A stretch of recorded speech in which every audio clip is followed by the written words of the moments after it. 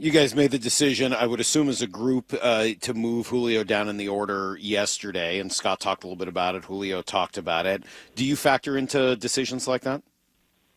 Yeah, Scott ran it by me and post game Tuesday and said, "What do you think?" And I think the real thought process here is just to get Julio going and take a little pressure off him. He puts a lot of pressure on himself naturally. I think the fact that he's leading off every game creates a little more of a heightened awareness. And you can see him, like we were talking about last week, when we were talking about when you see hitters press. And this is true of Julio. It's true of Gino. It's true of Teo. You see them start to swing at pitches that they just don't swing at. That, we're, as the viewer, you say, wow, what are we doing? And, they're just trying to do more than they're capable. They want to be the one to pull the offense out of this. And their skill sets and their history suggest that they will do that. They're just trying too hard right now. And the best thing you can do with players that are trying too hard is just take a little pressure off them in any way you can. And, letting Julio come up a little later in the game, first inning, second inning, hitting them down in the lineup. It's not permanent. We're just trying to get the bat going and get his confidence back where it needs to be. Do you think you'll see different pitches there? I remember talking to, a light-hitting shortstop years ago who was like, yeah, I don't know what Felix Hernandez is really like because all he does is throw me fastballs because I stink. He's still Julio Rodriguez. So will he see any different pitches hitting sixth versus first? Not at all. It's just a mentality. And, I will say, and this is just an observation. I have no data to back it up. It's watching a game. But I watched yesterday's game, and yesterday in the box, Julio's swing looked like Julio. He looked relaxed. He was on his feet. He wasn't jumping. And, with the exception of one, big swing and a behind in the count pitch that was up in the zone, he stayed calm throughout his swing, and he wasn't trying to do too much. And I think the result was, he hit a scorcher to left field. He did find a hit to right. The at-bats were better. And that's what you're trying to accomplish, is just slow the heartbeat down, it doesn't matter how good you are, how big your talent is, or frankly, how much you've accomplished in the game. Everybody's going to run into stretches where they put too much pressure on themselves. And, we just need to try to relieve that to the best we can. Unfortunately, there's only a couple of spots in the order you can rotate guys through. And right now we have others that may need similar help just to take some stress off them. But there's only so much you can do when you play every day. Do you think, Jerry, that is where a Mitch Haniger or a Carlos Santana a year ago, their voice was so beneficial to a Julio and to some of these young players?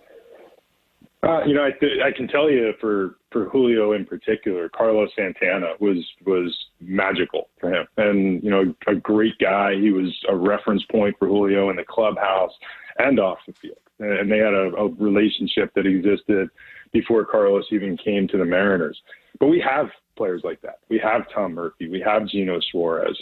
We have A.J. Pollock, who's fantastic in that category. And I think the more, I guess, the thing that comes to mind is it's really hard to be that player. And even if you're Mitch Haniger or Carlos Santana, and you could be Aaron Judge or Bryce Harper, when you're 4 for your last 50, you don't really say much.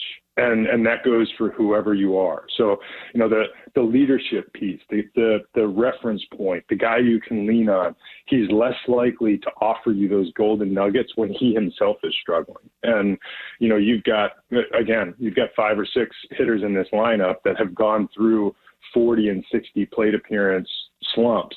And as a result, they are less likely to share with the other because they're trying to figure it out on their own. I do want to get to pitchers and a comp that Salk had for Kirby that I'm curious if you'll lean into as well, because I think it's a really good one. Before I do, last thing is just on Teo.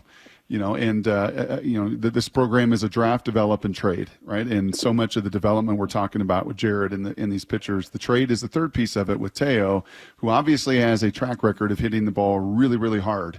And not a track record of striking out quite at the rate that he's doing so here through the first part of this season. How can you get him on track? No, it's something that's ongoing, and I wish I knew.